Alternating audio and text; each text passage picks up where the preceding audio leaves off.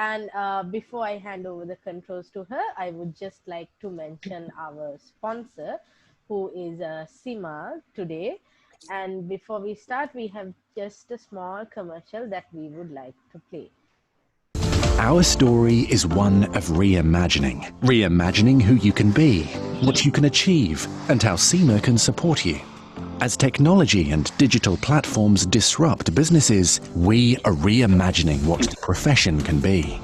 We've updated our syllabus to meet the expectation of employers, ensuring Seema qualified professionals have the skills to make an impact from day one. Reimagine your career. Contact Seema Sri Lanka. So that was our sponsor, Seema. So without further ado, I'll just hand over the controls to Michelle. She will be moderating today, and we will be connecting with our audience live on Facebook, and hopefully they will have some questions to you towards the end of the session as well.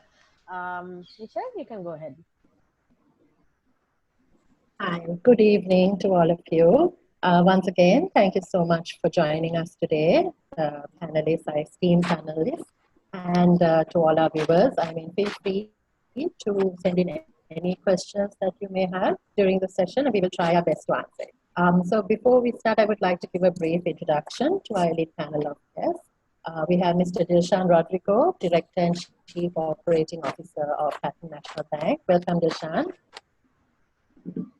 Then we have Mr. Emile Gunasekara, Corporate Executive, Investor and former banker. Welcome, Emile. And we have Mr. Imran Furkan, the CEO of Tracing Australia. Welcome. Hi. So before we start, I would like to we'll start with round one. So round one will be the introductory round. The ground rules that we have for today's panel, it will be around 5 minutes for each panelist. I would like to start with Mr. Furkan. Why does money matter? Would you be able to give us an insight into that? Yes, Michelle, and thank you, Chocolate Magazine, for having us all on board. Well, money is a tool, and as in any tool, I think it gives you a platform in which to work towards fulfilling your life goals, and then that is what excites me about money. Right? It serves various other functions as well. It helps you, as a unit of store and value and all sorts of technical jargon. But fundamentally, what it does is it gives you a kind of a value to everything that you want to do, and value that is arbitrary, and it is not really arbitrary as opposed to, say, a bartering system. So I'll give you an example. You're an accountant.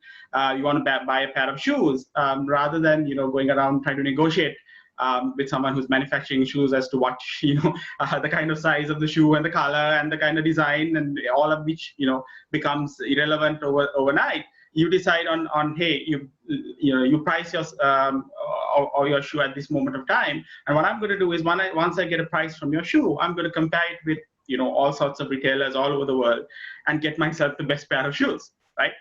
In return, I also price my services. Say, as an accountant, as a Seema member, I might price my services in whatever I do in terms of accounting services. It could be basic accounting, auditing services. I could do a consulting assignment, and I put a price out there, and it gives you, the consumer, an opportunity to compare my value that I have attached to my services and get the best possible deal for yourself. So it's an unemotional kind of thing. It's also a tool to kind of get you to the next level of what you want in life. So, for example, the most valuable thing in the world today is time. You really can't, buy time. But what you can do is you can use other tools priced in money to save you time. Right? You can buy technology, you can buy equipment, you can buy, you can buy a vehicle that can save you time. You could buy an apartment in the most, it's most best located city or town in the world, so that you save time on commuting.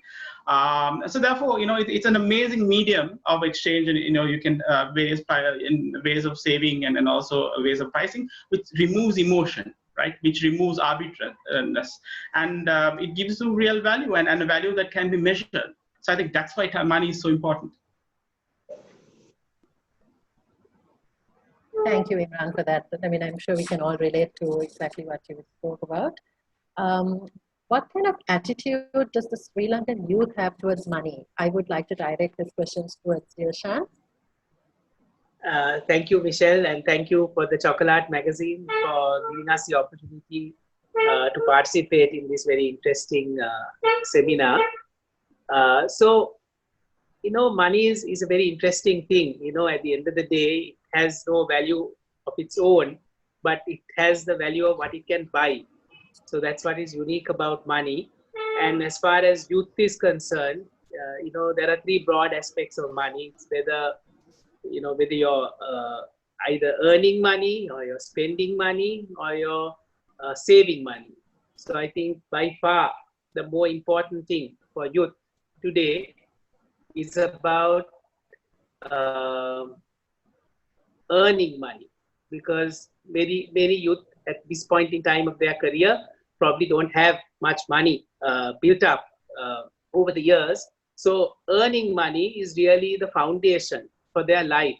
So how do you actually earn that money to really give you what you call financial freedom, you know, where you can actually feel in control of your life's destiny, you know, to be able to earn and be able to be independent and not be dependent on anybody for that. And of course, many of our youth today at this stage of the life, I mean, when I was 18, 20, I was with my parents, and I would have gone for my first job. My father would have supported me on my education. My father would have supported me with my first car. So that's where most people are. So as a result of that, our culture is that our attitude towards money is a little indifferent at this moment in time. We really have not even developed the thinking in terms of what really we need to do. You know, what is our life choices? How does money really figure in your life, except for the fact that we want money, because we know money gives you power and also gives you financial freedom. So as a banker, I can tell you that, I mean, I can probably relate a lot of stories, but one of the areas that I have really been passionate about is about entrepreneurship. And what I've seen, we have a product called Gami Pugudua, which is really something that has made a real difference in both rural and urban youth. You know, so where people just pursue their passion and then they are able to grow their businesses, you know, from micro enterprises to small companies to medium-sized companies. And there are so many success stories. Now, in our case, when we were small, there was no freedom of choice. You know, to a large extent, we had peer groups who influence our lives, and parents were a big influence. They would tell you, look, this is what you need to be. You need to be a doctor, lawyer, accountant, engineer, and then you choose one of those things basically, and that was all that was there to a large extent. But today you have unlimited opportunity, you know, and the social media plays a huge role there as well. You know, there are so much opportunities out there. All you have to do is to select what you want to do, which is not an easy thing, by the way. But once you do that, excel in it. And there are opportunities that will come in terms of being able to earn money. So the real issue is in terms of selection. You know, what is it? What is your passion? What do you want to do? And once you find that, then of course life is not a straight line. Everything is not going to work out perfectly. You know, sometimes people ask you, what do you want to be in 10 years time? Many people are not able to say it, and that's fine. But at least know at this point in your life what really moves you, what really you want to do. And I think that's the most important aspect at this point, to be able to decide for yourself as to what you like to do. And there is, you know, there are certain areas people think are cool to be in, certain things that are not very cool. But that's again what peers would say. But ultimately, what do you want to do? So I have seen in the entrepreneurs that you know, we have supported at the bank, you know, people doing all sorts of things. It could be a passion in home gardening, you know, that leads to building a greenhouse and then starting to grow their own produce, and then eventually adding some value, dried fruits, then looking at even exporting. Then you have people who are interested in cooking, who want to, build. They start with a small catering operation. Gradually, they start branding it. Then they do white labeling for other parties, and they start selling to different establishments, and they grow their business. So there are various, areas in which you can pursue what you want to do. And if you have the will, generally, the finances will work themselves out. If you really have the passion and you really want to do something, you will be able to convince. I mean, there are too many banks out there, so very easy to convince somebody to actually support you. Of course, you need to put in your own investment. But I think the most important attitude is really about knowing what you want to do. And if you have that, then hopefully the rest of it should follow. I'll probably stop there. I'll pause there. I'm sure there's a lot more we can discuss on as we go along. Thank you, Dilshan. I mean, that's very true. And we have come across so many youth who are indeed very passionate about entrepreneurship. So I think that is a very valid point. So moving on to our next question. What are some of the common mistakes youth tend to make when managing their personal finances? I'd like to direct this to Emile. Thank you, Michelle. Firstly, my appreciation to Chocolat and Seema for coming up with this useful and timely topic. It's a, very appropriate time, because with COVID, people have felt the need for having their money managed properly. I'd like to approach the question in a bit of a practical sense, because so that youth will understand and relate to some of the things when they make mistakes during their early days. And it might be all right also to make a few mistakes in your early days. I mean, as long as they're manageable mistakes and they don't get you too deep in, making some mistakes might be because you learn from your mistakes, and those are the mistakes that you build upon, and so on and so forth. But some of the common mistakes that youth make is, one thing is they ignore the fact that they need to be manage their finances. I mean, at a young age, you really don't need to. It need not be a hard and fast rule, but they find that they need to manage their finances, and that puts them a little back. So that is one of the things. And then the other common thing, to spend beyond their means. I mean, at the end of the month, they have more month left than money. So they're always in that trap of, overspending.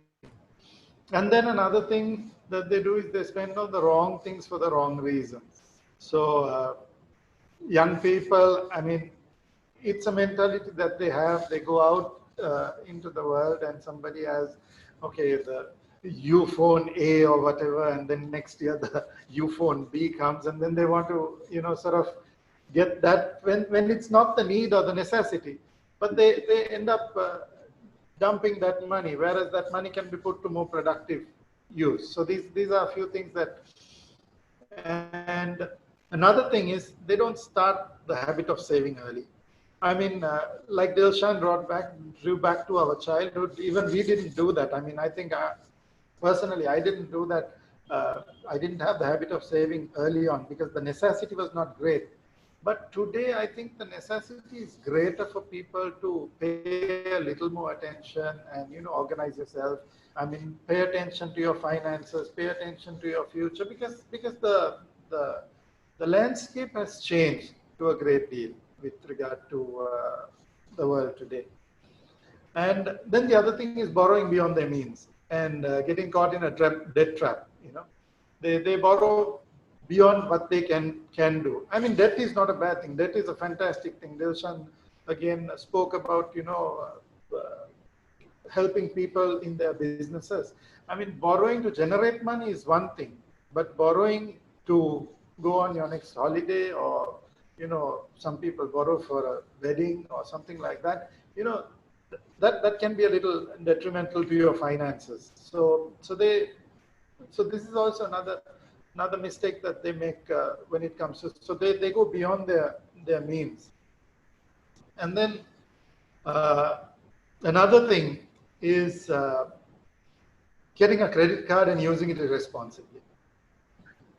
I mean, for a young person, just getting it due to, it being a fashion or a fad, or because somebody else has it, getting a credit card and using it, and getting, again, paying more than what you can afford is another thing, another mistake that a lot of young people make today. I would suggest that you stay away from this. If you really need the plastic, use the debit card for a young person starting off. Once you get more responsible with the credit, once you get more responsible and you know how to handle credit, then step into it. And another thing that youth today do for many reasons, maybe because they don't know or because they don't invest and they don't take a calculated risk. The fear of investment. But the greater danger is not investing. So, by not investing, not taking a calculated risk, in your youth, in your 20s, in your early days, you can take a calculated risk.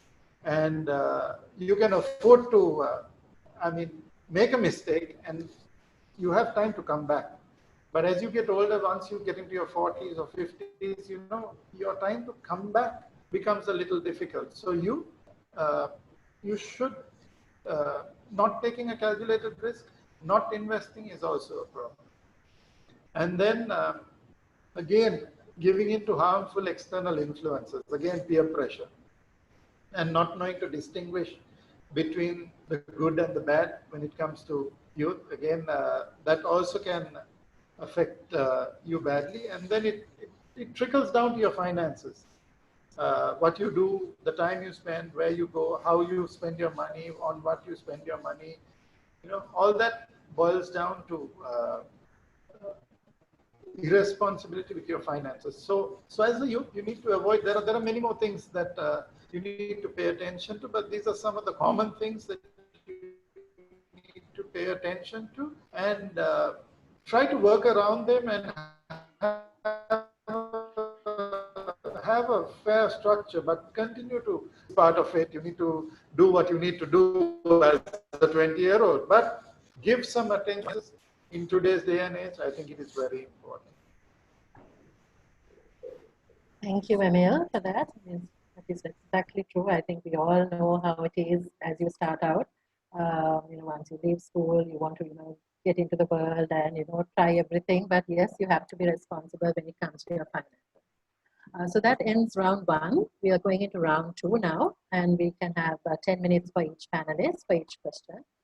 The first question is, what are some of the basic principles we could follow to improve on our personal financing? Imran, would you be able to answer this? Yeah, I think you can please refer to Emile, because I think his last question was very much, a list of things that we can do well, in terms of being financially prudent. But I can tell you something, a few things in addition to that, and I really love Emile's list, I must say. See, one thing you learn about finance is that you need to also, in many ways, sadly or otherwise, make mistakes to learn, right? And that is something that I have done, and everybody else has done, and that's what really, really does, help you in terms of, positioning yourself in the future, right? Even today, personally, I struggle to make a budget for myself, right? But a budget is very important, and I know that because it's a kind of a direction of where you want your money to go. So if you don't make a budget, what will happen is the money will go in various directions, and then you'll go back and try to figure out where your money went. Right? So I think it's critical to start off by trying ever so much to kind of budget yourself as much as possible, right? And I know it's very difficult sometimes because your life expenses, particularly not necessarily your income, is unpredictable in many ways, right? I've heard people who say, shouldn't buy the latest iPhone, or you shouldn't buy all sorts of things. But I also understand that a phone can be a massively productive resource, right? And so provided that you make the timing and in terms of how you how you utilize it and how often you utilize it and the kind of bargains you getting it, I think it can be a massive resource. I think there isn't no hard and fast rule in terms of what you should or what should not even, but there are some basic tools about life and finance, and I'm sure that all of us can actually get there together. Because I once struggle to implement some of the things that we are talking about. It's on a personal note, but I'm trying. I'm sure that all of us will get there together. So the first thing is to budget yourself. So you need to know exactly how much money you have to play with in a quantum of time, maybe a month, maybe a quarter, maybe a year. Sometimes when you get your net, if you're working, you get a net salary. Sometimes you are not exactly aware what comes into your bank, right? So now, of course, taxation has gone away from pay as you go to kind of where you have to do annual tax filing. So you can have a better idea of how much you're getting net in terms of being able to spend. And one of the things that you can do when you first get some money before you do anything else, is put away some to do some kind of investment. Sometimes you don't necessarily know what that investment is or when it will come to fruition or when that opportunity will come. But sometimes, having a pool helps to do that. So I think one of the things you can do is pay yourself first. Right, and when you say pay yourself first, it means allocating a little bit to do some kind of investment going forward. Another thing that you can also understand is a compounding interest, something I learned very late in my life. And I'm sure Dilshan and Emile will also talk to you about. I think all of us, have learned about this beautiful thing called compounding interest very late in our lives. Right. So what happens is, you put it in a savings account or FD, and at the end of that period, you get some interest. And if you take money out, then you prevent yourself really from having a bigger pool to be given, bigger interest going forward. A basic idea of what compounding interest is from, a very layman's term. The next thing you need to look at is the real value of money, right? Sri Lanka is one of the developing countries where we have a little bit of inflation. There is some, inflation might go higher coming forward because obviously, all the countries around the world have been printing a lot of money by the governments to deal with COVID, which means, things, and there are problems with the supply chain. So look at what inflation rate is and look at the kind of returns you're getting from whether the instrument is a bank savings account, or maybe you want to invest in the share market, which we'll talk about. But whatever you do, you need to get real returns, which means your return, the rate of your return must be higher than the rate of inflation, right? There's plenty of places to find out what the rate of inflation is online. I mean, everything is online, right? And also you can, do the next point I'd really like to mention is compare. So I was shocked recently where a bank manager of a local bank in Sri Lankan bank told me, look, we have this savings instrument, right, where the short-term interest rate is higher than the fixed deposit rate for 1 year. Because normally you'd assume that with the longer period of time, you'll get a higher return in terms of interest. But in today's world, interest rates are in a very volatile situation because central banks around the world want to forcibly bring down interest rates, right, to make sure that you spur economic growth. So there are a lot of weird behaviors going on. So I think that particular bank at this particular time wanted, short-term financing. So what I do now, I learned is you compare all the banks, right? Their rates are available on their website. At least go for some of the bigger banks initially. When you start off with Dilshan Rodrigo or commercial or any other bank, you can look at some of the smaller banks. They give good rates as well because they're coming up and they want to help you, right? And there are a lot of schemes for youth, in terms of how you use your salary. So compare. The basic word I want to mention is compare. Continuously, periodically compare and go to where you get the best possible return, because it's nobody else's fault other than us if you really don't do that comparison, right? Because it's available now. The tools are available, online tools are available. At the same time, it also helps to have a relationship with a certain number of institutions, right? Opening an account in every single bank makes no sense, because by the time you do the transaction costs of maintaining the annual fee for the the debit credit card or the banking statement, you don't have much left in terms of savings. And that is something that you need to keep in mind as well. Focused strategy in terms of who you're using in terms of your finance provider helps, because when you have a relationship with them, they can look at your previous track record. and kind of figure out where you're going in life and when you have been a responsible kind of person. And as a relationship builds, you also get a relationship in terms of the bank or financial institution and its employees. They come to you and say, that we have this special offer, would you like to be part of it? Because they are developing a relationship with you, right? I love online banking. I do it with many banks around the world, right? But there is nothing like actually going to a branch and talking to a human to figure out what's going on, in terms of advice and in terms of. So I think one principle that a lot of young people who love technology are reluctant to do. And I myself have this problem because I also love technology, but I'm constantly trying these days to actually talk to a human. Can tell you, sit down with you, understand your investment goals, and say, here, these are the kind of options you have. And one more principle that I'd really like to also make you understand is start young, right? I didn't save young. I was somebody who didn't really believe in saving young. I actually was in my 20s by the time I really looked into, which was very bad, when I started looking into investments and savings and so on. Because when you're young, you don't think you need to save, right? But you do need to save. And what we can do is, if you start young, and I wish I did, is where you can make mistakes, but you have time to recover, right? And that's a crucial principle, I think, that Emile also outlined, start young as well. So those are the basic principles I really want to talk to, on top of what Emile has already spoken to you about. Thank you, Imran, for that. The next question, what are some of the appropriate banking facilities that could help young people prosper in their finances? Dilshan? Thank you, Michelle. I think just wanted to commend both Emile and Imran for some very, very sound advice. I just want to add to that before I really get to answering your question. Again, as a banker, some of the insights that I have gained over the years is actually unconventional to say, if possible, borrow the least, right? And you don't hear many bankers saying that, but you borrow the least. Only if you really need to, you will borrow.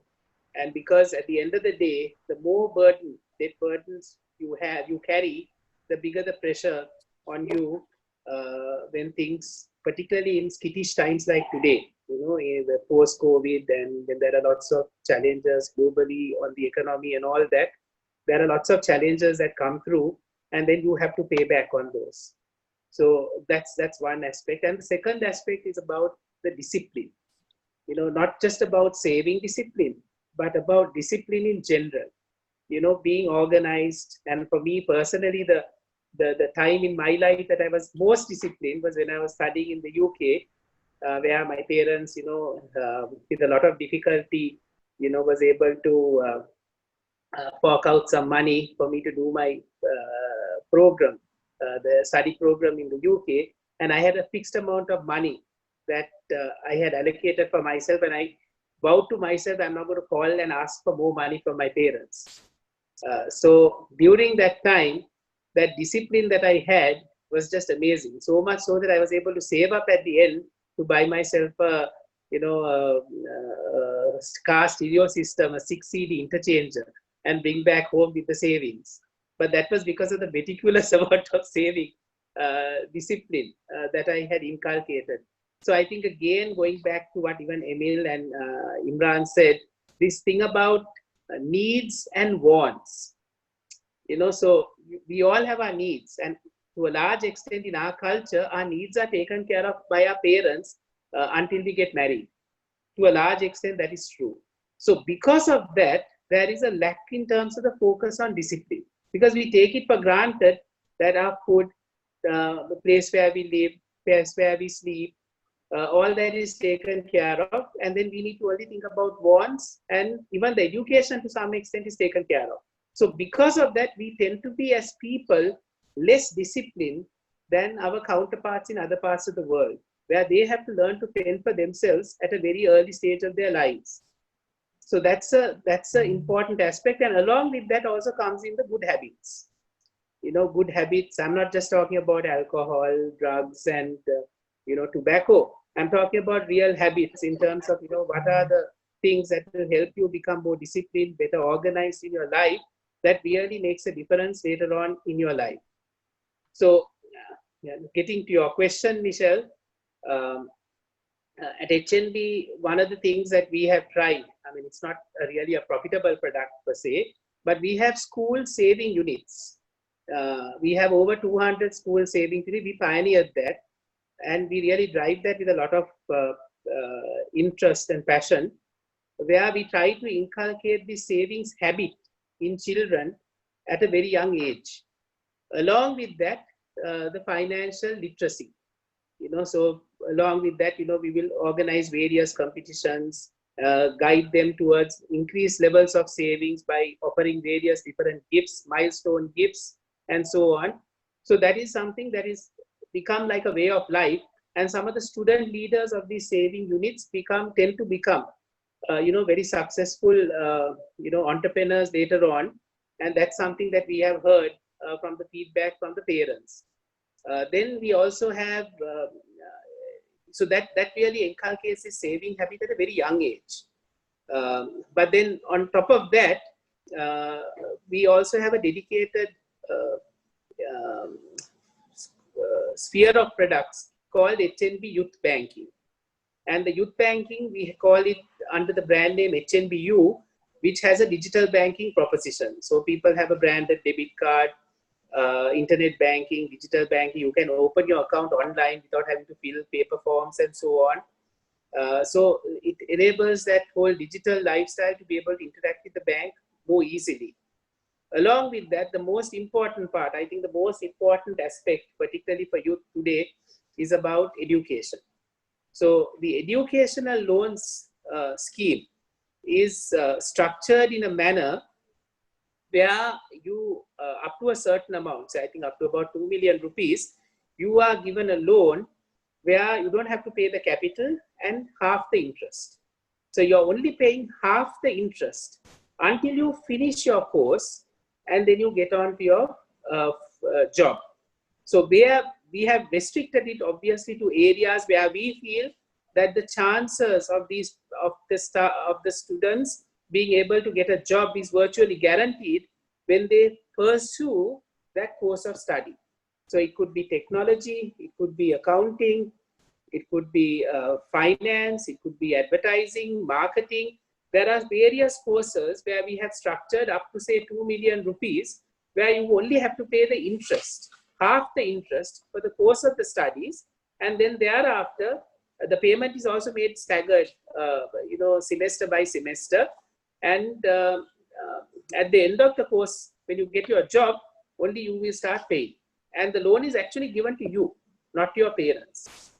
Your parents may be a guarantor, but you're actually the person who's taking this loan. So that also helps in terms of taking responsibility for that. Along with that, then we also have various personal loans, what we call business loans, for people who want to undertake various business startups.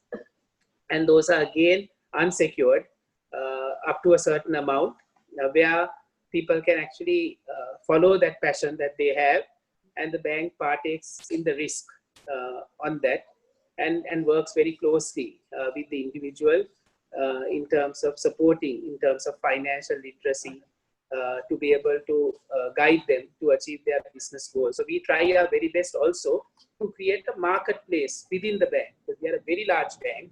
We have enough people who are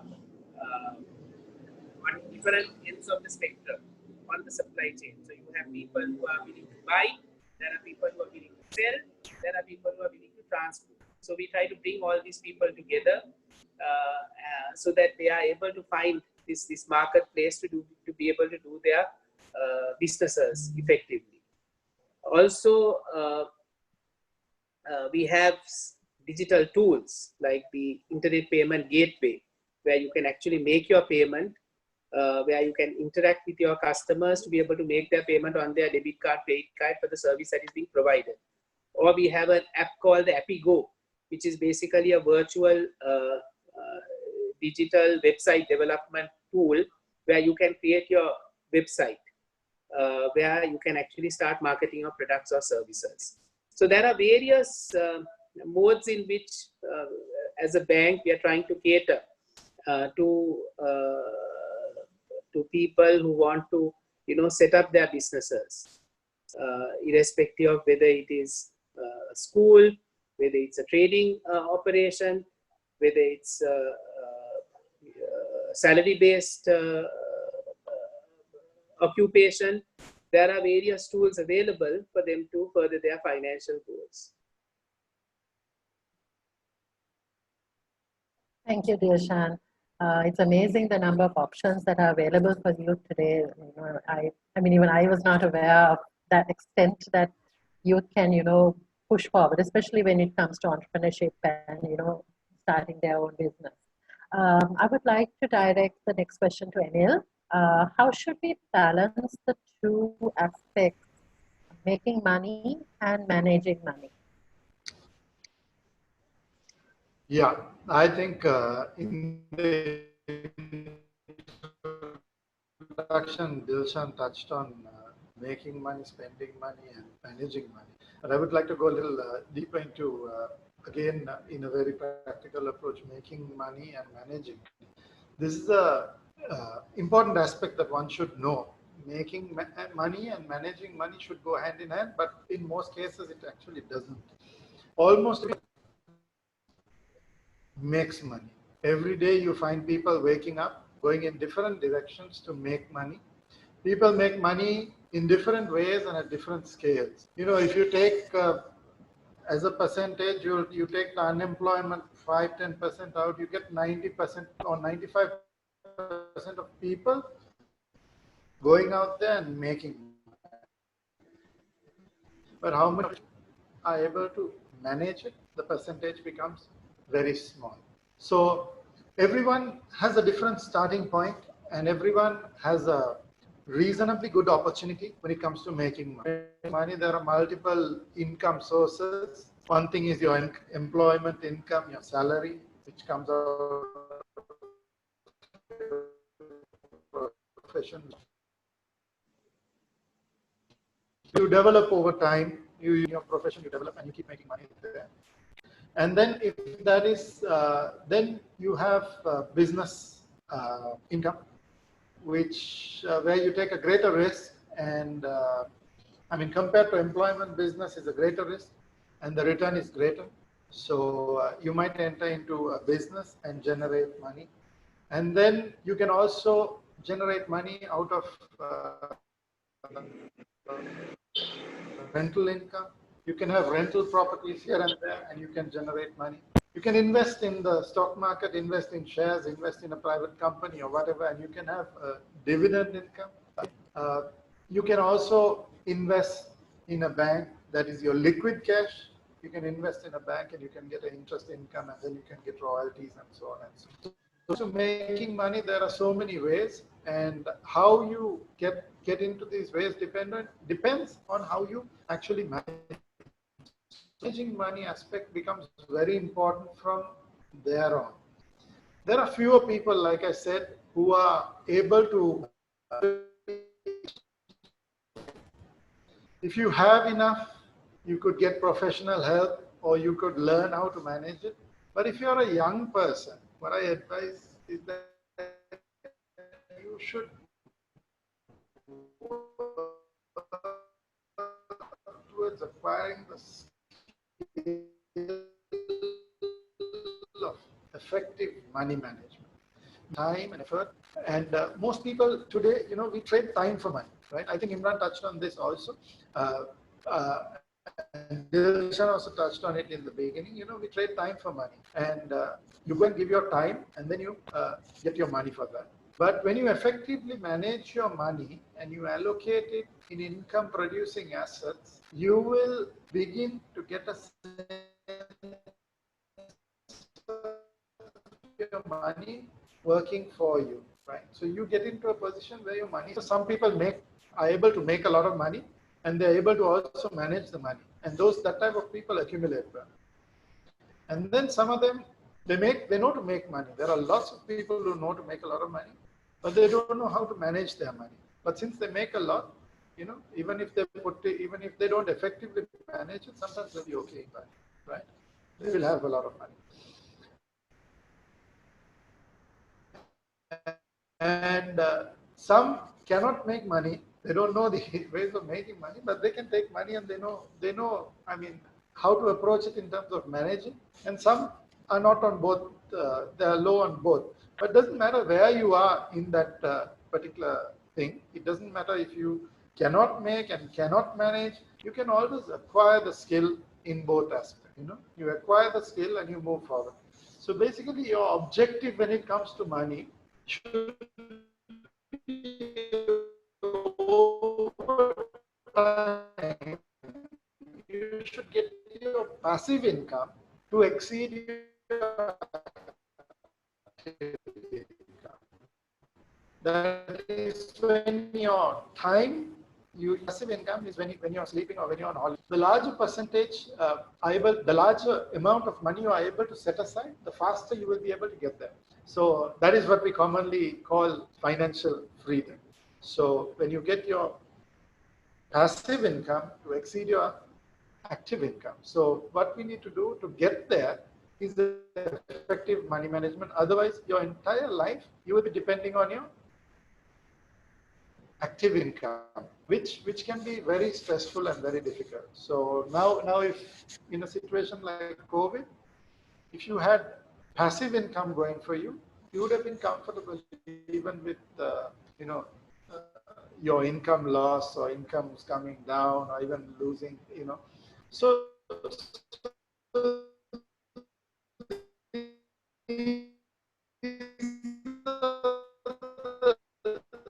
these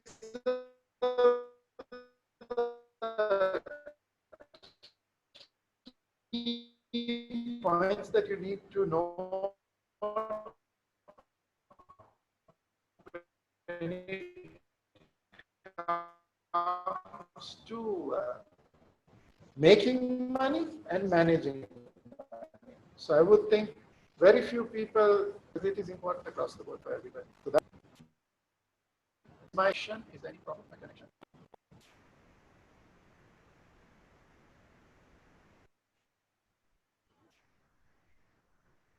Thank you, Emile. I think there was a slight connection drop, but I mean, we did get what you mentioned. Anyway, let me go on to round 3.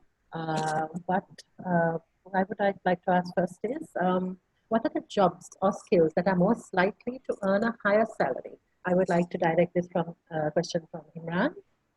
Yeah, thank you, Michelle. I think when you look at where you can earn money, you should also look at, where is the country you're living in, or the world that we are living is going towards, right? And then you can kind of, balance those, areas in demand. Also, what are you passionate in, right? That is also a critical aspect of the job. So if you're passionate at something, if you can be at the highest level of that field, you will make a considerable amount of money. So looking at where Sri Lanka is going to go, right? We're going to look at areas. So we are moving towards being, COVID has accelerated this, but we are moving towards being a more digitalized country. So we are, we are looking at areas like IT BPM as an industry. I remember running SASCOM, so I know, the kind of potential of that industry for Sri Lanka, and I think even IT and BPM also is an area that we are very strong, and we could be a world leader in. So I think jobs in those areas are going to draw a lot of remuneration, because international players are constantly coming in, and there is a smaller labor pool in Sri Lanka in terms of those areas. So you're going to see wages go up, in those areas of demand, going forward. I also think that if you look at the Colombo Port City, it's an area that is going to be a $15 billion project, something I'm very, very passionate about. We are hoping that it becomes a South Asian financial center. I mean, obviously, it's going to be many years before it fully takes off. But you have to anticipate those kind of developments now to kind of make the career choices that you need to make, right? For me, when I did CIMA as my qualification, I anticipated that the finance and accounting field would be, not necessarily all aspects of that, but certain areas will be in demand going forward, and it has been in demand going forward. And I'm, the career choice has been perfect in terms of that. Internationally as well, I think the whole world is kind of becoming a more digitalized version. So skills in those areas, are going to command a premium in terms of careers. also just not only qualifications, but also particular skills are coming in demand, and whoever has them is getting remunerated as well. So one, complex problem solving skills, right? The ability to, cognitive flexibility, ability to think differently, to work with other people, right? Working from home has clearly, shown that there are winners, and there are others, right? And there are people who are able to bring people together in terms of technology, in terms of motivation, in terms of productivity, and this is going to be a somewhat new normal, right? And people who shine in those areas are going to be able to, get better remuneration as well. And as the whole world has opened up, right, with technology, I'll give you a good example. There were many accounting lecturers in Sri Lanka who wanted to, who teach CIMA or ACCA globally, and have been itching to kind of, offer their services overseas, right? And in the past, you had to physically go there and offer lectures, right? Because people wanted that one-to-one interaction. But today I've been able to, facilitate lecturers from Sri Lanka to be able to offer to the international market, because everybody's at home. Right? Everybody's using Zoom to, be in a virtual classroom environment. So effectively, your market today is global. So really, it doesn't necessarily, look at one or two areas, as long as whatever you can be delivered virtually can be done from your own home, but you're at a world-class level, you can really command premium pricing in those areas. This is completely different from, when Dilshan or Emile or me started. You had to be physically in an office, you had to physically get a promotion to another part of the world to be able to facilitate your career. And today, you don't need to, right? So I think those are the kind of areas you can look at. Also, healthcare is going to be very big going forward, not necessarily because of COVID, but because we have an aging population. So you have to look at the kind of trends that a country or the region is going in, and then look at what is going to be in demand in relation to those demographic, economic, political, areas that you're looking in. I think those are the kind of parameters you look at in terms of looking at a career. And what happens is your career needs to also meet the, the expectation, because you will take 3, 4, 5 years to kind of, get the kind of qualifications and the kind of work experience you need. So something is hot today may not necessarily be hot in 3, 5, 7 years down the road. So you need to make some calls, sit with your family, make those calls in terms of what those areas are. But clearly, things like, economic trends, demographic, technology should inform your choices.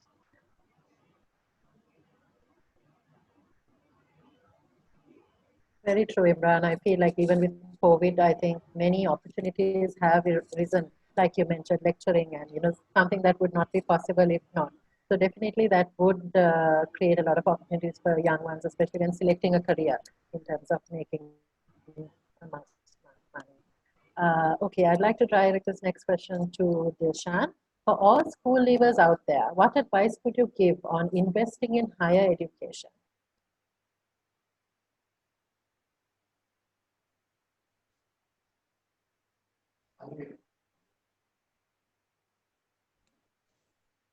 I was on mute. Okay, so just want to mention that a lot of what Imran said would become relevant to what I'm going to say as well. I'll probably elaborate a little bit more on those things.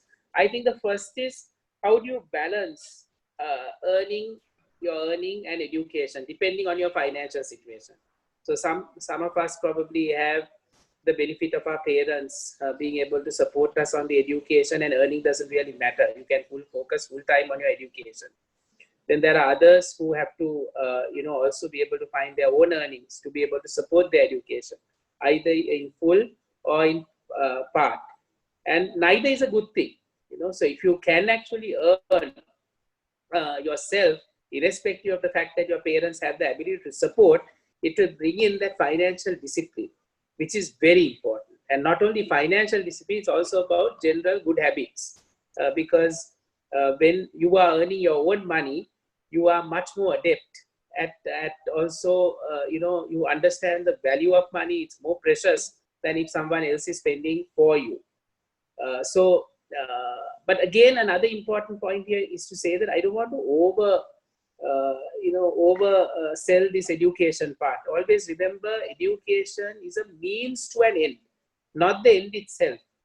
What really matters is what you want to do, and then education is going to help you do better. I mean, there are enough case studies of people who have, dropped out of school, dropped out of higher education and then pursued their dream and been more successful than people who have just gone and gathered qualifications or degrees. So what really matters there is about, first, I keep repeating myself, find what you want to do, and then thereafter, see what is the form of education that you need to help you do what you're doing better, whichever you want to select. So I think a lot of education institutions are now savvy to this, to the part-time work environment, and they are catering their courses to those students. So whether it's accounting, marketing, engineering, technology, you have the opportunity to be able to work full-time or part-time and also be able to do your studies. And as Imran mentioned, now education is an excellent example where people do it a lot through open learning. But again, that calls to question how serious you are, because the level of abuse that you can in an open learning environment is much more than a physical learning environment. So if you're not considering this a means to an end, and you're just trying to gather a qualification, you're going to get caught out at the end of the day. So you need to take it pretty seriously, because you're doing this hopefully ideally with your own money, so that you really benefit from it. Otherwise, you're just fooling yourself in the process of trying to do this. So that's my first piece of advice. Second is, again, elaborating a little bit on what Imran said.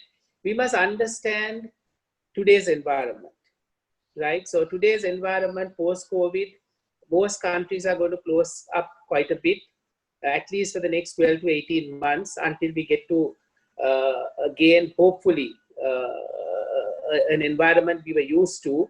Or there is also talk at the moment saying, this is the new normal, get used to this.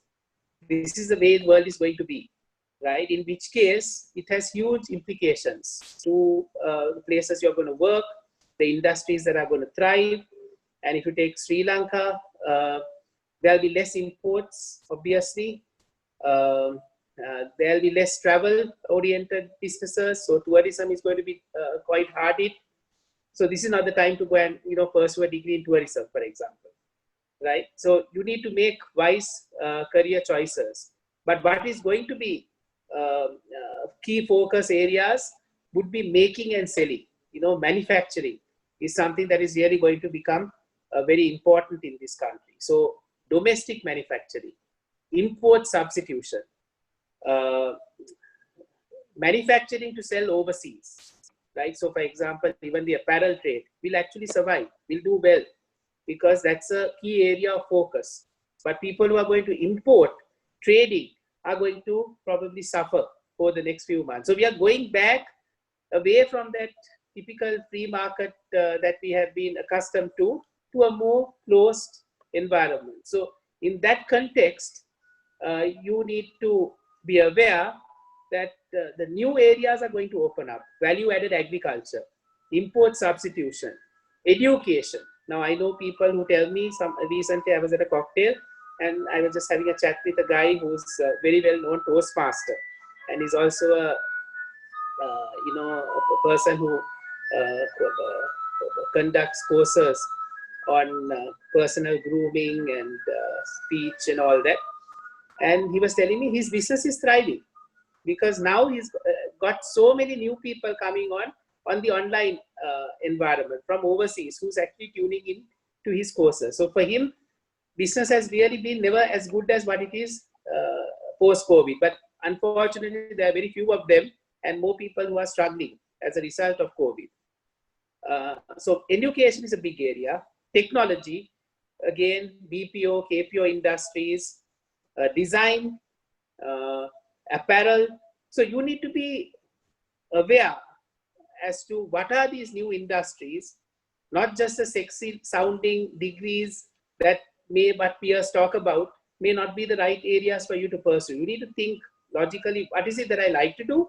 Secondly, what are the things that will have a demand in the medium to the long term, and then take a view and then pursue those courses. So that would be the second area. Third is to be cautious. If something is too good to be true, it isn't, right? So very often people come and tell you, give you ideas. Sometimes it's a pyramid scheme, or it might be an internet quick, get rich quick scheme. There are bogus universities around where, you know, there are various courses that are projected beautifully, but at the end of the day, not even recognized in their own country, let alone rest of the world for what they're doing. And there are many of those actually even in Sri Lanka. So you need to be very much aware, and you need to be cautious in terms of selecting these things, because on education is a massive business, right? Many people who actually invite you to overseas is only for the money, not that they want you to stay on. After you finish the course, they want you to get back, particularly now post-COVID. That's the reality. So you need to be very clear once you complete a program of study, locally or overseas, what are the prospects in this country and what are the prospects, particularly now, prospects overseas might be less so. So then really what we need right now really is a reverse brain drain. People need to really come back and really contribute to the economy, do something more for the country in terms of investing in the productive capacity of the country. The fourth area is, you know, again, moving into the fact that, you know, you can make mistakes. And I'm re-emphasizing this, right? There is no direct, straight path. It's good to fail. You learn more from the failures than from the successes, but it's better to try, do something and fail than not try at all, right? So you can be fired, you can be broke, you can be dumb at different times of your phases of your early stages of your life, but all these are superb learning experiences, and that relates to your education part as well. So I think those would be the key points. And maybe the last point would be also about networking. You know, it's good to identify the right kind of people to talk to, the right kind of mentors, the right kind of educationalists. There's a lot of material available on the internet as well. So building the right kind of networking to help you, you know, project to what you want to do is another very important skill that you need to have. Talking to the right people. I'll pause there. Thank you, Dilshan, for that. That is very true when it comes to education. I mean, no, definitely you answered the question. Thank you. So my next question is directed towards Emile. What advice would you give to someone who is new to the share market? How should they approach the stock market? Thank you, Michelle. This is a subject which is close to my heart. Firstly, if you decided to invest in the stock market, give yourself a pat on the back for making that decision. If you do it right, it can create a very positive impact on your life and your finances. You say a person, but I'll pitch my response to a younger person, because if it is an older person, you need to see the risk tolerance and the quantum of investable cash and what kind of income you require as an older person. So an older person would probably allocate your assets differently, but if you're a young person, how should you approach the stock market? First and foremost, what you need to do is invest in yourself. Investing in yourself is very important when you're approaching the stock market, because it can be a place, if you go with your eyes closed, it can be a difficult thing to handle, but you need to go in with your eyes open and you need to know how to approach it. So when you're investing in yourself, go deep, go wide in your learning. In today's day and age, you have a lot of opportunity and resources to learn from. A youngster entering the market today can learn from the best. There are great investment minds that you can dive right into, and you can tap into those resources. Those will help you to kind of fast track your learning in terms of investment in the stock market. So once you've learned in the stock market, you also begin to develop the right mindset. It is very important to have the right mindset as an investor. What is this investor mindset? You need to understand that the behavior of the market uh, can behave in different ways.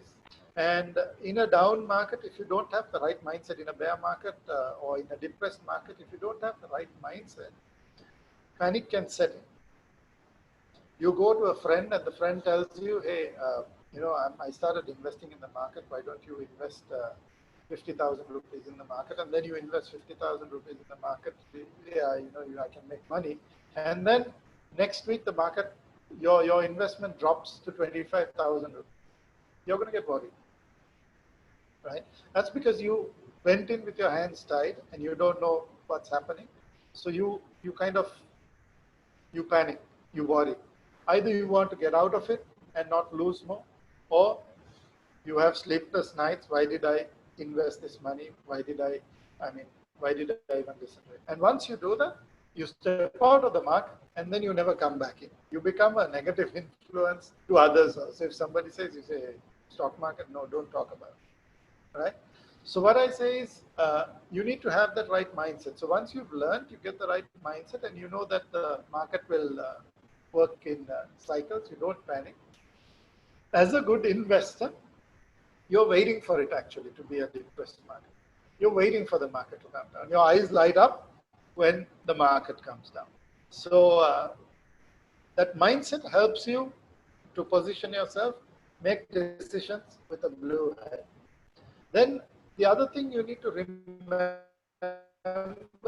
if you're entering the market is to remember that you're not just buying stocks. You're buying a piece of a business. You're buying a piece of a good business. Dilshan is in HNB. If you're buying HNB share, you're buying a piece of HNB. Every branch, every executive is working for you, right? And you own that.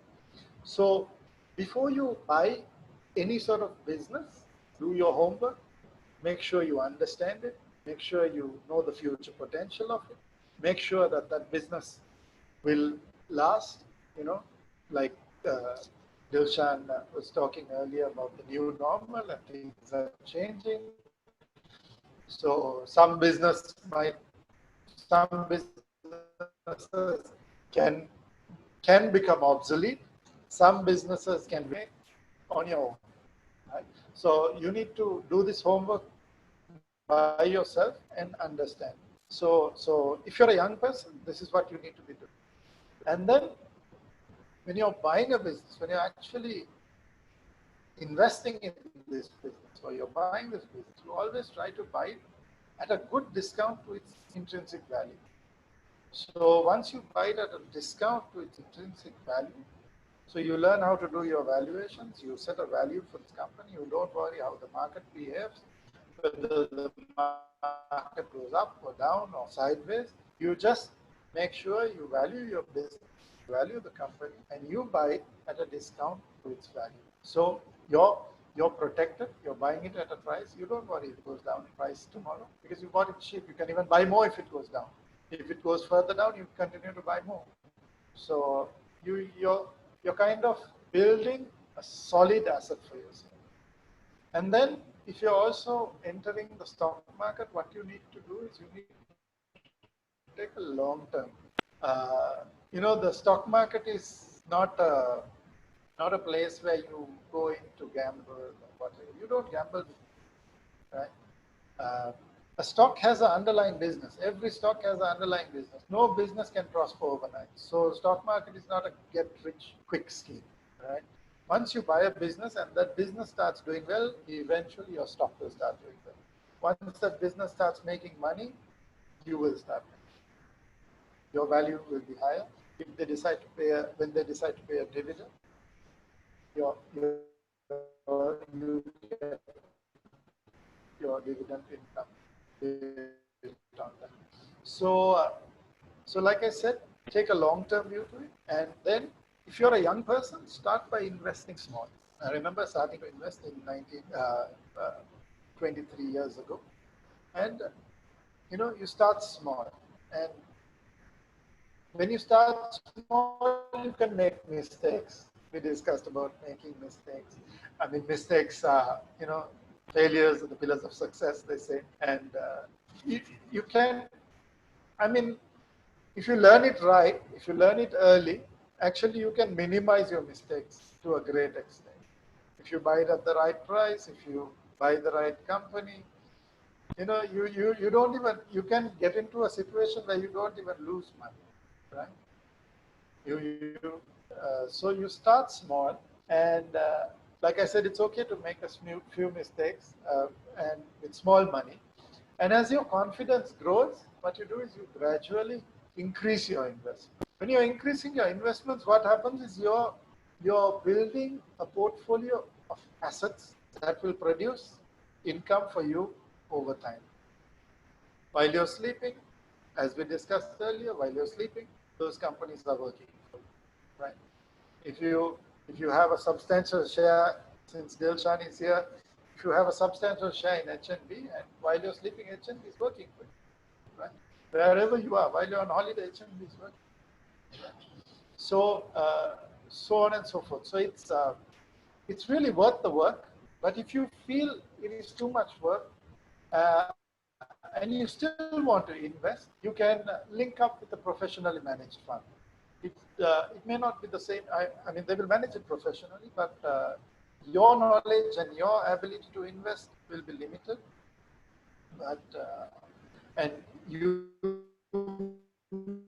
may have limited learning on the subject. But ideally, if you can learn for yourself and approach the market, I would think it's a good place to step in. And as Imran said, compounding interest, when you make compounding returns on the stock market, it can be far greater than compounding interest in a savings account. Because what we discussed, I mean, another thing that I want to just add here, slightly outside, you need to have your cash reserve, maybe a 6-month cash reserve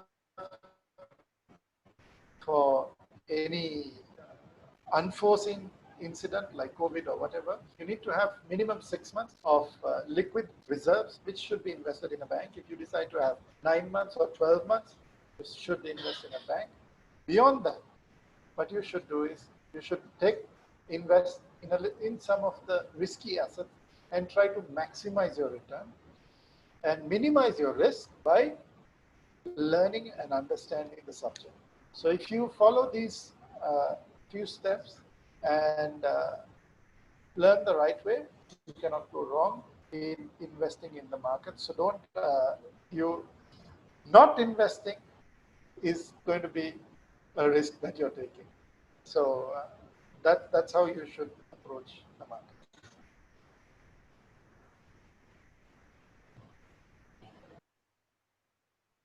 Thank you, Emile, for that insightful explanation.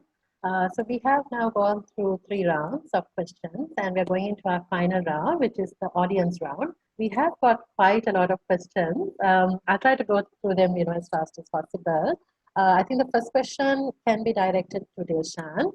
What rights are clients entitled to when dealing with bank transactions? Is there a published document that we can refer to in order for us to have a basic understanding about such laws? Dilshan? Yes, so there is something called the customer charter that is mandated by the central bank, which is a statutory regulator for all the banks.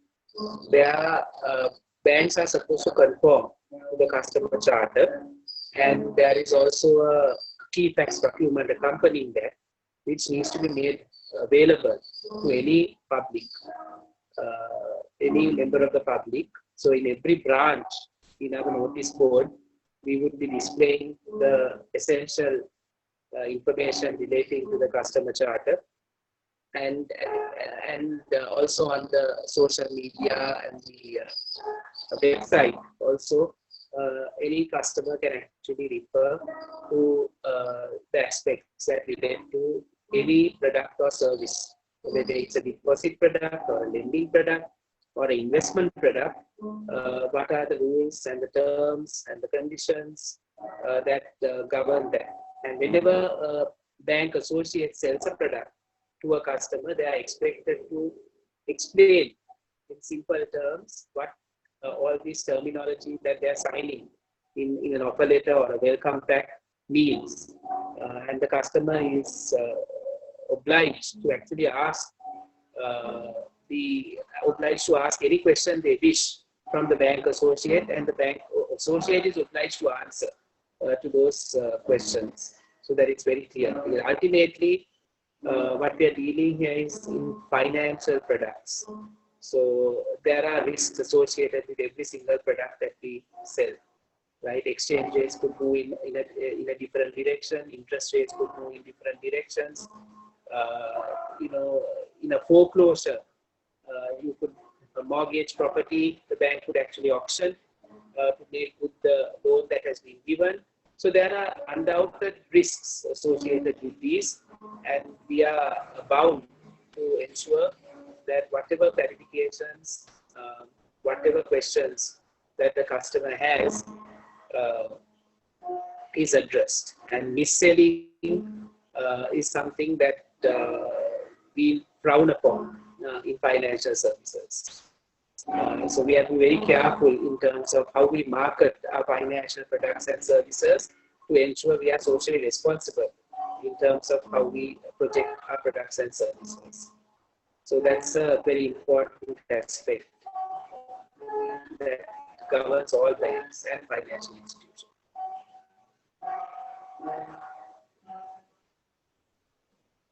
Thank you, Dilshan. So our next question, could you give us some tips to follow when spending within a budget? Maybe Imran, if you could answer this. Yes, thank you, Michelle. I think one of the first things you need to, one of the most beautiful concepts I learned in SEMA when I was doing it is something called a zero-based budget, right? So when you start off the month, assume you have no money to spend, even though you might have money from a salary or some other concept, right? Then you look at where are the most critical payments you need to do in terms of, say, statutory payment or a legal or some other payment that you need to make, or maybe interest for a bank loan, something like that, because you have to make those payments. If not, you incur some sort of penalty. So make those payments initially. Also keep aside a little bit for investments. I told before at the very beginning, pay yourself first. One very important aspect of a budget is to keep track, something I do very badly myself, right? Keep track of all aspects of your budget in terms of where did you decide to allocate that money, how much of it went to that allocation, how much of it you saved, etc., etc., etc. Very important. Something else that might work is also do the budget with somebody very important in your life. So if you have a spouse, a partner, family member, parent, whoever you're working with, sometimes it helps to have another mind look at it, in terms of what's going on and some sort of aspects of that. Also look at a lot of other tools that are available online. A lot of the banks now have, and a lot of fintechs have a lot of solutions in terms of how you can track your expenses, give you an idea of what's going on. A lot of the online banking platforms today are very beautiful because they give you an idea of where your money went, which is a critical aspect, in terms of budgeting. Use those tools. Also, I think you also need to realize that some months will not be equal to others. Now, I know, for example, that months that I have a birthday in, or I have my wife has a birthday, you allocate a lot of money to get her something because she's going to get me something, and family members as well. So not all months are going to be equal, right? Some months are holidays, so you need to allocate for travel a lot more than others. So it's not equal, and making it equal might really, not align with what you're spending. Also understand that you need, try to give your budget as much of a buffer as possible, right? So that you allocate a little bit more than what you really need, so that you can save a little bit more as well. There are shocks that happen. The world is a very volatile place, and therefore you need to have these buffers as well. And most importantly, also understand that a budget is a statement of intent. right, of what you want to do, and that must reflect where you want to go in terms of your spending as well. It's not just an Excel sheet or some sort of financial statement. It's a statement of intent, and that has to align with how you live and how you spend. Then it becomes meaningful. So that's, I think, some of the tips that you can do in terms of a budget.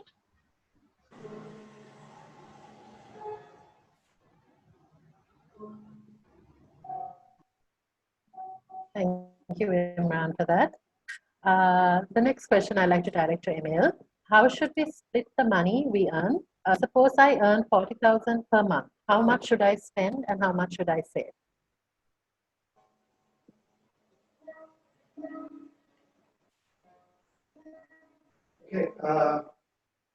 Okay. How much should I spend? How much should I save? Imran said how to make a budget and how to spend. But when it comes to saving, I think income, ideally, you should start with at least putting aside 10% for saving, right? Ideally, start with 10% and you should try to build on that as time goes by. I mean, if you can build on it to bring it to a level of 50, 60, 70%, because your salary will increase, bring that to a higher level. That is when you, like I said earlier, you have your liquid reserve and the balance you put in more risky assets, which will give you a higher rate of return. So minimum I would suggest is 10%. Start with 10%. So if you have 40, you save 4,000, you live on 36,000. You get used to that. That becomes a habit. So it becomes easier to manage. Let's say next 6,000, for you make your savings 6,000, which is about 13% of it, will be easy.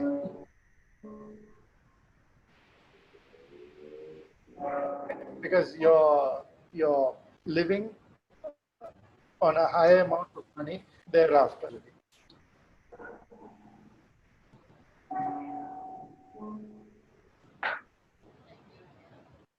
Thank you, Emile.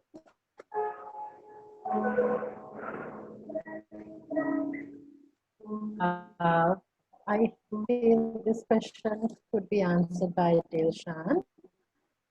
Regarding student loans, students encouraged to take up part-time jobs or internships with students. Has the banking industry thought of linking these stakeholders? Sorry, I didn't hear you properly. You broke up halfway through, Michelle. No problem. I'll repeat. Yeah, sure. Regarding student loans, similar to Western countries, why are students not encouraged to take up part-time jobs or internships with corporate? Can there be a linkage where companies pay on behalf of the student? Has the banking industry thought of linking these stakeholders? Yes, I think that's a very good question. And I think I alluded to this earlier in terms of our bank's educational loan scheme, where we link the fact that part-time earnings may not be sufficient to be able to fully service the loan that may be required. So for example, if you take, let's say, a course in SLIT, would be probably, let's say, 750,000 rupees an investment over a year, right? So to service a loan against that, the cost per month might be in the region of, let's say, 30,000 rupees. Now, a person who's working part-time may not be able to fully set aside 30,000 rupees on interest and the capital. So in such a situation, how do we support?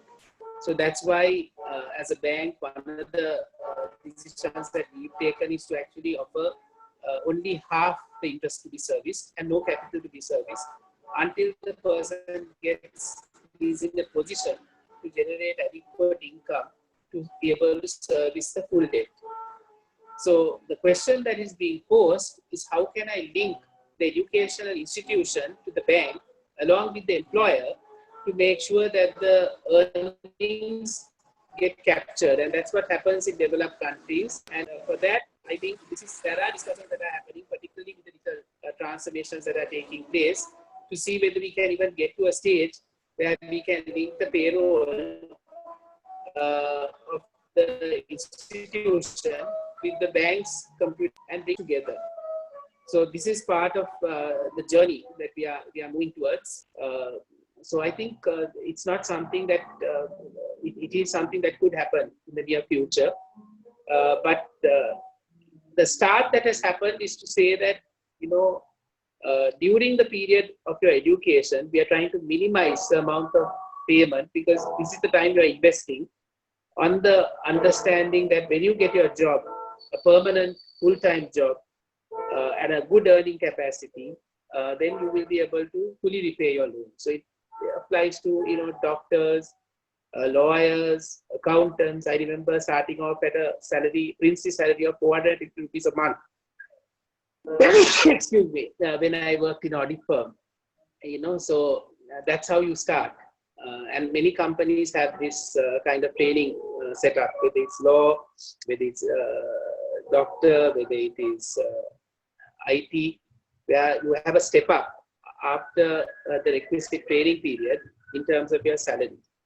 So we need to understand that as banks and support students, and that's the exercise that we are doing right now.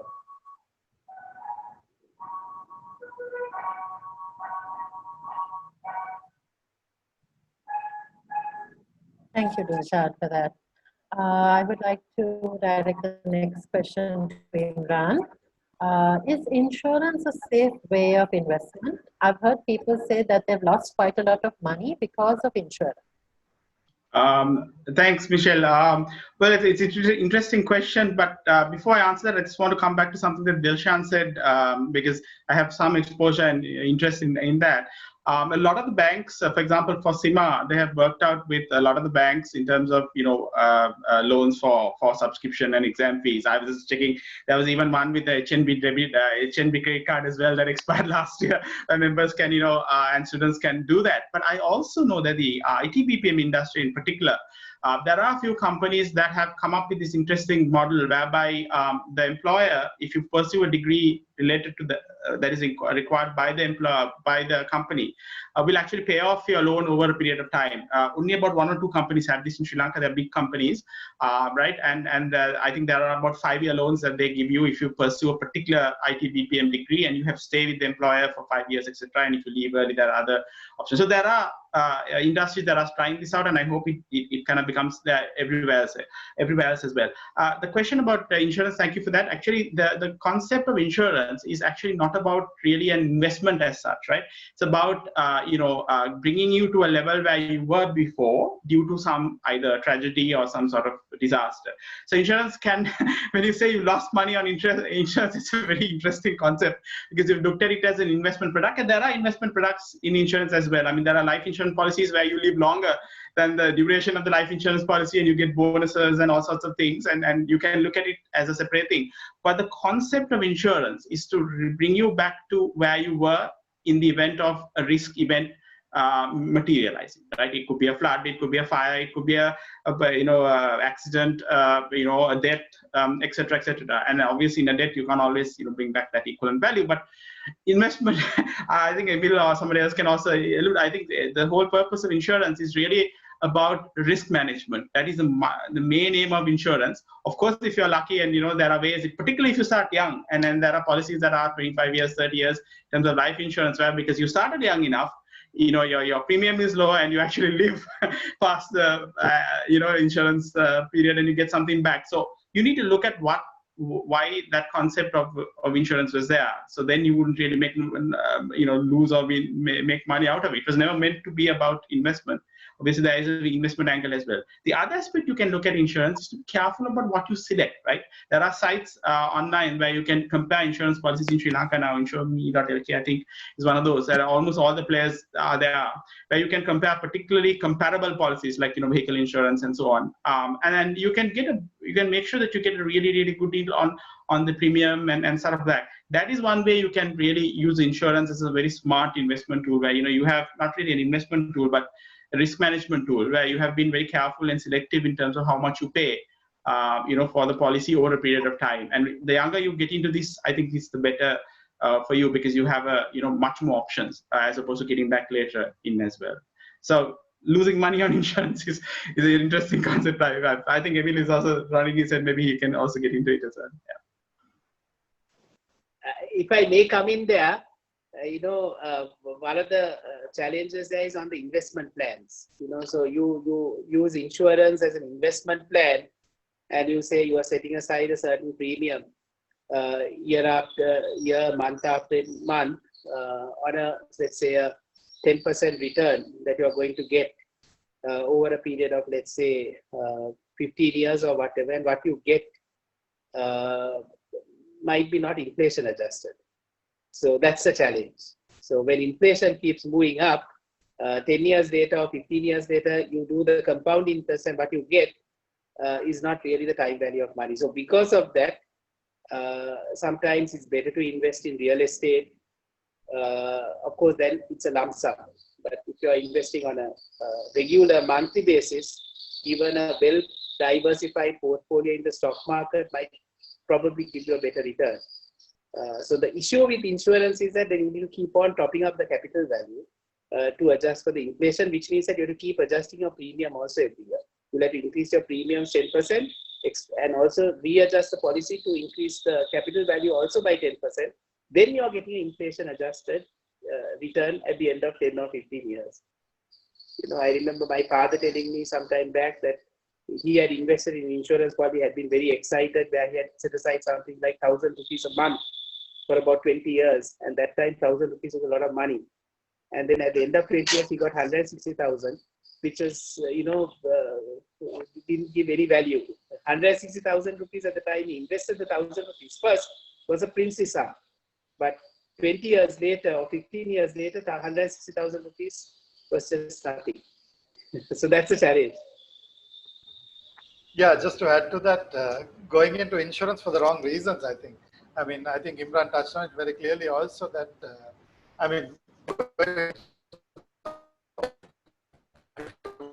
you have so many options. You're going for the unlikely eventuality that will happen to you, you go into insurance. So wrong reasons, then you will obviously consider it losing money. Thank you very much, all of you, for that. We do have a couple of questions which I feel that we did cover. I'll just read it out, and if you all have anything you would like to add, we can take it up. One has asked, most of my friends use credit cards, and I'm interested in getting one too. But I'm wondering if it's a good thing to get used to a credit card as soon as I leave school. Would anyone like to take this question on? To being the bank on the panel, I think I might have to step in here. So it's a form of credit, obviously. So the advantage of credit cards is that you are getting additional credit, right, over and above what money that you have in the bank. And the other advantage is that up to 1 month, it's interest free. So if you pay your credit card in full within a month, you don't pay any interest. So it's a discipline. So obviously the credit card that is given to you will be in line with your earning pattern. So a school leaver with earning capacity of, let's say, 50,000 rupees a month may get a credit card worth, let's say, 100,000 rupees. So within that 100,000 rupees, if you spend 40,000 in the first month,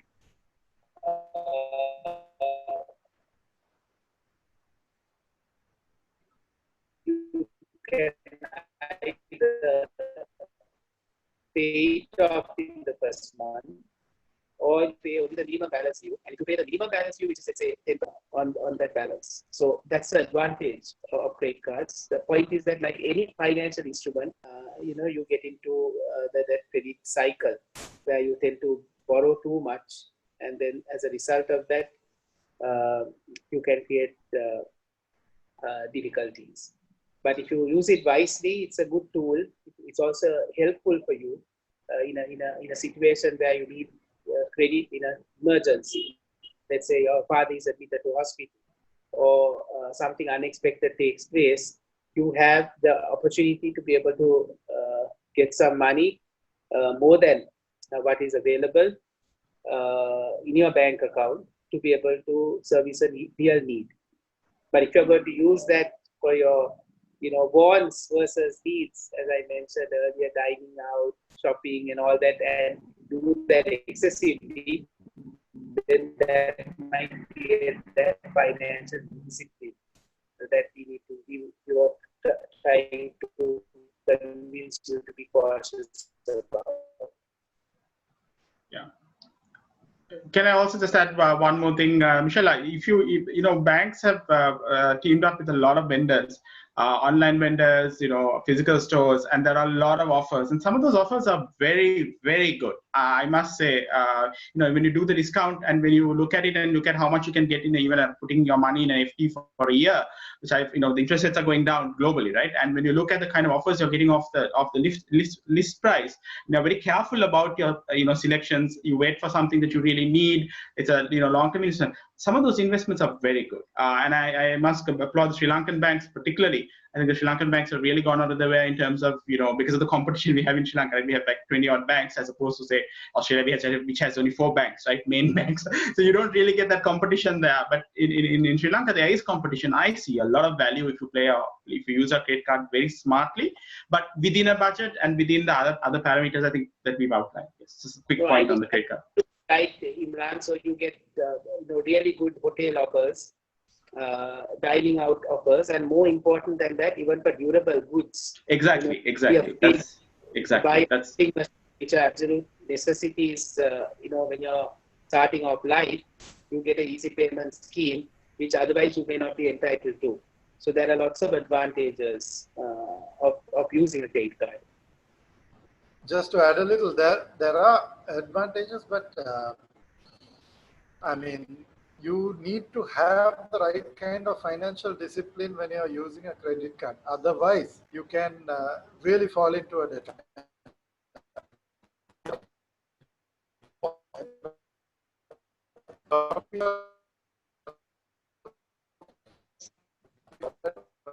As a result of credit cards. So, once you get to that level of discipline,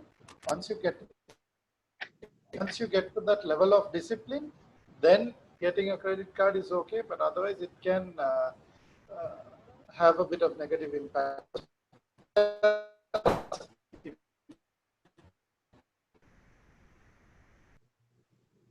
Thank you, everyone. So there's 2 more questions. One is, I used to fix my money as an investment, but now the interest levels are extremely low and there's hardly any gain. What are some of the alternative methods available for us to multiple the amount we have? I do appreciate. Dilshan, would you like I can empathize with the question, because today we are talking about interest rates at not only are they single digits, but they are like 50% of the single digits. They are talking about treasury bills at 4%, savings rates at 3%, fixed deposit rates at 5%, 6%, and so on. So it's quite tough actually to be able to look at some of the banking products today for investment purposes. We're not too long ago, maybe a year back, you were able to probably get a return of 12-13% on your fixed deposit, which is an excellent return. But today, rates are really low. So having said that, still, there are 3 types of needs. You have your savings requirement, which you need to start saving. So if you have a small amount of money that you want to start putting aside every month, then you can get into an investment plan with a bank. where again your interest rates may not be that good, but they can be continuously updated as the rates keep going up. Then there are also variable savings rates where you have certain benefits. As you increase the amount of savings, you get a higher rate, 2-3% higher. Then also there are a well diversified portfolio in a stock market also would give you a good return in today's environment. So again, it's a question of balancing your risk versus return. You need to be very mindful of that. There are lots of mistakes being made when you take money out of banks and start putting it into various other sources because it's not well thought out, and you get caught to the fads and people who try to advise you in terms of certain opportunities. So you need to really have your head above your shoulders and invest wisely, particularly in today's time. But I do appreciate that the bank interest rates may not be very attractive right now. So you need to look at diversifying your portfolio. Yeah, just to add something very quickly to what Dilshan said as well. Look, even if you are investing in the stock market or even the banking sector, there are anomalies even in the banking sector. Some banks have some for very short periods, investment products and all sorts of bonus schemes. As long as they're regulated banks, you can keep an eye. But with the stock market, one of the things you need to be very, very careful is you need to keep an eye on your investments, right? You can have either a diversified portfolio, or what I prefer is a more consolidated portfolio, right? I look at the areas that are growing and I just want to put a little bit more money there because I know they'll be growing very well, right? For overseas, I look at technology, the American tech companies. Of course, if you're in Sri Lanka, you can look at maybe the banks, because in the low interest rate environment, they're also going to be, they're going to be hopefully profitable as well, right? At some extent, so there are sectors that you can look at as well. But key thing is to keep an eye on your investments because the times are very difficult, right? So therefore, you need to be really following your investments after you make them, maybe a lot more than when things are very stable, because then anyway things are doing well, right? You don't need to keep an eye out so much so. But today, if you're looking at a stock that is doing really bad, you hear some bad news that it's going to, you might want to exit that area or that sector earlier. So you need to be very focused in very trying times. I think that's the point I want to drive. Thank you, Imran. Thank you, Dilshan. So we come to our final question. So this girl has asked, say, hi, I have finished my A-levels and I've just started working. I want to be financially independent so that I could also, finance my education as well. What do you think is better, investing in shares or depositing part of my salary in a bank? So my quick answer to that question would be a combination. Again, depending on how much money you have for saving versus speculation. So you need to, first of all, there are three things. You have three needs. You have to manage your essentials. Then you have to set aside some money for savings. Third, you need to have some money where you can speculate a bit for higher returns. So assuming 50% of your money will be required to buy your clothing, your food, all that. And then you have, let's say, another 30% that you can probably allocate for savings. If that is the case, then you can put that money into a bank, maybe an investment plan, which will give you a better return. And then maybe the 20% or 10% you can put into your stock market, into certain investments that come through. And there are always good deals there. But look at the fundamentals of the stock. I mean, it's you can't make these decisions based on trends. You have to look at it in terms of, we discussed earlier about the type of industries that will do well post-COVID. So picking those as well, get good investment advice, as Emile said, and then decide how much you need to put in to the market. But the important thing is first essentials, then savings, and then comes the speculation. If you put all your money into speculation, then you're actually gambling, because you might find it very difficult to sustain you need to set aside a certain amount of money for your basics, and only the extra money that you would be allocating to the stock market.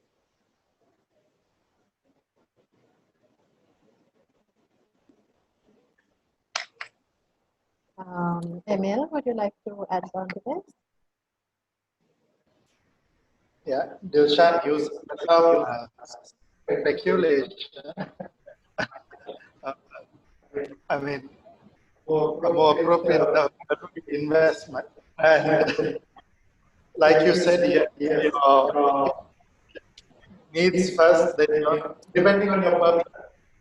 I mean, your needs first, your saving, and then have your reserve fund you use towards investing in risky assets. Yeah, it's not a gamble, but you invest in. It is a risky asset, but allocate money that you want to do. So your asset allocation will really depend on your need at that particular time.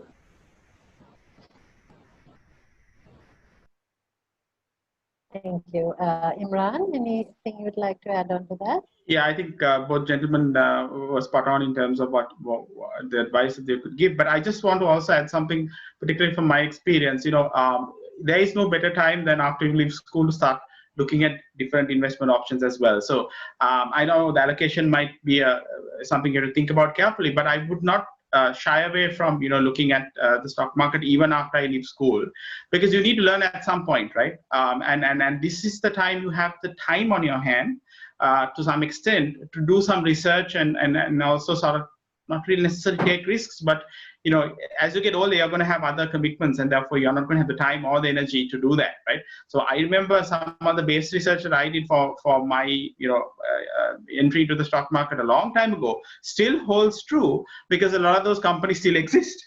Those industries still exist. So what I'm doing is I'm building on that as I get older. But I had the time when I was younger to do that kind of research and going. So I think it's key to get started. It's critical to get started, even if you allocate only a small amount. That's the key point I want to do, because you've got to go out there and not get yourself burnt, but you've got to dip your toes in. You have to at some point, and it's best to do it as young as possible.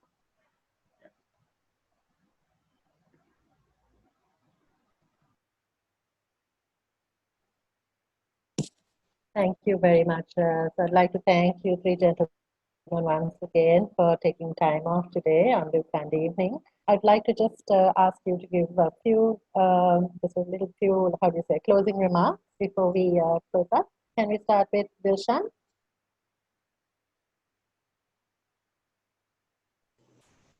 My view, I think, which is a word that I repeated over and over again: follow your passion. I think that's the most important thing at this stage of your life. Decide what you want to do. What is it that your heart tells you to do, and then everything else will fall into place. Select your study options also along those lines. Don't follow the herd. Don't follow what peers talk to you about, because ultimately all that it takes, I think Imran mentioned this earlier, is to be an expert in whatever you do.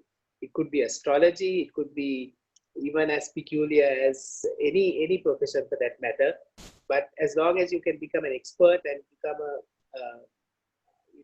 adept at what you're doing, you will succeed in today's environment. And also keep in mind, post-COVID, the new opportunities that are coming through, and understand the impacts on different industries when you select your profession. So I had an example of a case where a young girl who just completed her A-levels was, wanting to, her passion, she said, was English literature. And when she spoke to her friends and when she talked to her colleagues, she said, look, nobody thinks this is something that is worthwhile pursuing. English is not very cool as a subject, and other people want to do so many exciting things. So what I said, literature, or what a degree in English, you could be in a job in advertising as a script writer or a copywriter. You could be teaching English. You could be running a school that is associated with speech and drama or English teaching. So there are so many different career prospects that can come in once you actually develop some kind of mastery in whatever you select. So the point at this point in time is not to decide in 10 years time what I want to be, but just to be able to say, look, I like to do this, I want to learn this, and I really want to master it, and thereafter the opportunities will open up.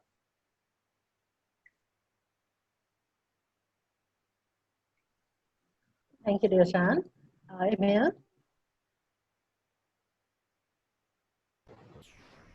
Yeah, yeah, I'd like to once again thank Shokta Seema for organizing this, and my fellow panelists for the views expressed. I think towards teenagers we cover, I mean towards young people we covered a lot of areas which they have some very valuable insights. And like Dilshan said, following your passion in whatever you do is something very important, then everything falls in place for you, and your path gets carved out perfectly. And I hope everybody learns something from it. So pay attention to all the details. And post-COVID, so many opportunities, new paths, new opportunities. Align yourself to capture these opportunities and manage your money well. Thank you. Thank you, Emile. Imran? Yeah, first, thank you to Chocolate and also to Seema for the opportunity, and great to be on a panel with both Dilshan and Emile, and thank you, Michelle, as well. So 3 quick takeaways. I think the first thing I've always believed in is that your life, your career, whichever field you are passionate about, needs to align with where the future is going, right? So what happens is when your career aligns with where the world is going, you really, really do well. And therefore you need to anticipate the future, look at the trends, and kind of work towards that. Number 2, it's very critical that you have financial literacy. So how you earn money, how you invest money, how you save money will determine actually the happiness later in your life, as much as the giving you opportunities. So financial literacy is something no school teaches you, so then you have to learn it yourself, and you can do it online as well. Third quick takeaway is the world is your oyster, right? Thanks to the internet and COVID, you can try, so many different opportunities are going to come your way. Telecom networks are improving, and every day we are having access to new technology. So the world is your oyster. Go out there and conquer it, because this is, I think, in any of our lives, this is the time you can do it. And you're really blessed to be, a teenager or anybody at this stage of our lives. Thank you.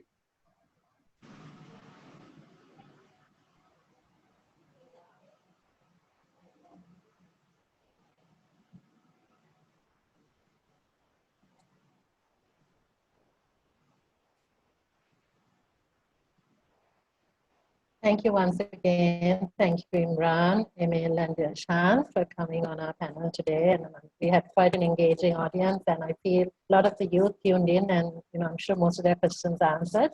Thank you, Seema Sri Lanka, for partnering with us on this timely topic. And we wish you all our viewers, a good evening, and look forward to our other panel discussions coming up next week. Thank you. Good evening. Thank you, Michelle. It's been a pleasure.